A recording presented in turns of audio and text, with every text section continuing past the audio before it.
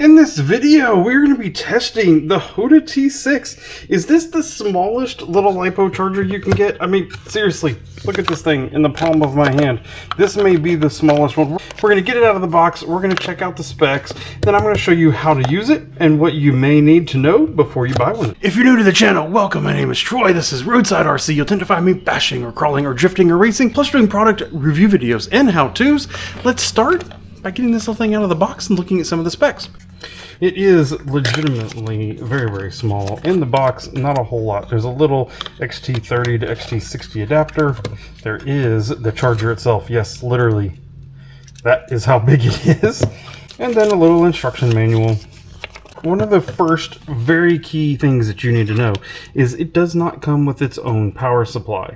So you do have to provide a DC input either through this XT60 or you can bring voltage in through this USB-C here. The very important part to note about this is that it needs an input voltage of somewhere between 10 and 30 volts. It turns out if you actually start to try to plug it in and you have less than 9 volts, it'll maybe work, it'll maybe turn on, but it won't actually charge, and you need 5 to 15 amps in order to be able to charge appropriately any LiPo battery. Now this is very, very important because in my mess over here, what I've tried to do is I've actually just tried to use a simple USB outlet to USB-C that will fire it up, but it will not provide enough voltage. Those are only like 5 volts, 6 volts, something like that. It won't provide enough voltage to actually turn it on. So what I ended up doing is I ended up getting this voltage regulator, and it'll go all the way up to 24 volts, and it'll go all the way down to about 3 volts. And so you can manipulate how much voltage you want to give it in that way. But the mistake that I made as I bought this power supply is that yes, it'll go 3 to 24 volts, but it'll only do so at 6 amps. The problem with that 6 amps is that's still going to restrict us to how much we can actually charge amperage wise. Let's get into how you use it. So as you plug it in with some voltage connected, it's going to see that I'm using the USB-C input. Click the button again and it goes into a kind of familiar mode here. You know, when you look at a lot of other chargers, you'll see this same kind of input. Now I have this CNHL, this is a 2200 milliamp 3S LiPo.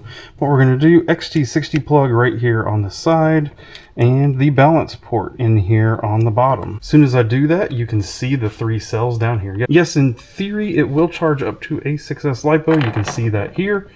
But we have the 3 cells here, and it's measuring 11.5 volts. It's still on standby.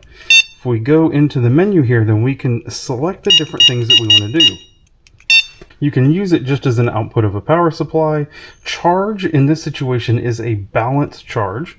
You can discharge as well. You can do an external discharge, which means using this to like power something else.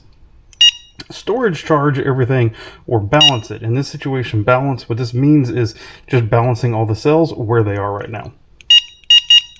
So let's say we want to do a charge. Yes, LiPo battery, but of course, high voltage, lithium ion, iron, you have different choices there. We are in the LiPo. I do want to charge it to 4.2 volts. It is a 3S. And because this is a 2200 milliamp, I want to charge it at 2.2 amps. But of course, it'll go all the way up to 15 amps. So again, this is a 2200 milliamp, so I'm going to put it on 2.2. And I'm going to come down here and I'm going to start task. As it does that, it now says it's charging. You can see the amps here. You can see the voltage as it picks up here. Now, what do you notice? We're only at 1.1 amps. Because my power supply is not powerful enough, it's limiting how much power we can actually give through this and to charge this battery. So at 1.1 amps, this is going to take quite a little while in order to get there. So now I'm going to tell it to go back and go to storage.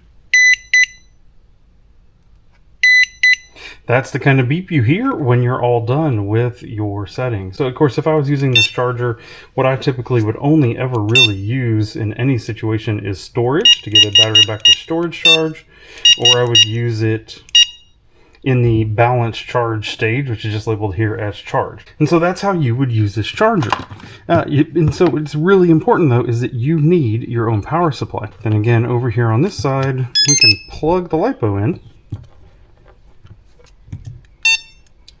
And now we have the voltage coming in, and it will charge a different LiPo off of this side. So again, multiple ways that you can get power in here, both with the XT60 plus the USB-C. So that brings me to the really important piece about this charger. If you already have a power supply, maybe you have a leftover one from a computer, or maybe you have some other need for one, and you already have one, then maybe getting this charger is really pretty smart. $50 and super light, super compact, easy to take with you multiple locations. So that could be really pretty smart actually.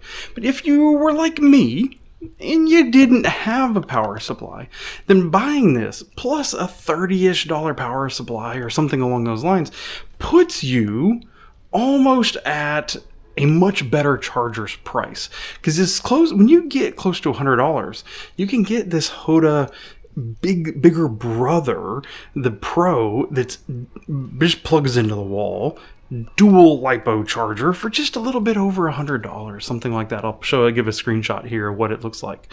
So if you're gonna be doing that, why don't you just go ahead and step up to the bigger one? And if you're looking at more expensive chargers, there's a whole bunch in that kind of $100 range that are dual port and all that kind of stuff. It just makes more sense. If you are looking for one of those battery chargers, I will have a link to them down in the video description to where you can see this one, you can see its bigger brother, and maybe even another one that I recommend. If you have any questions about this, leave them down in the video comments below.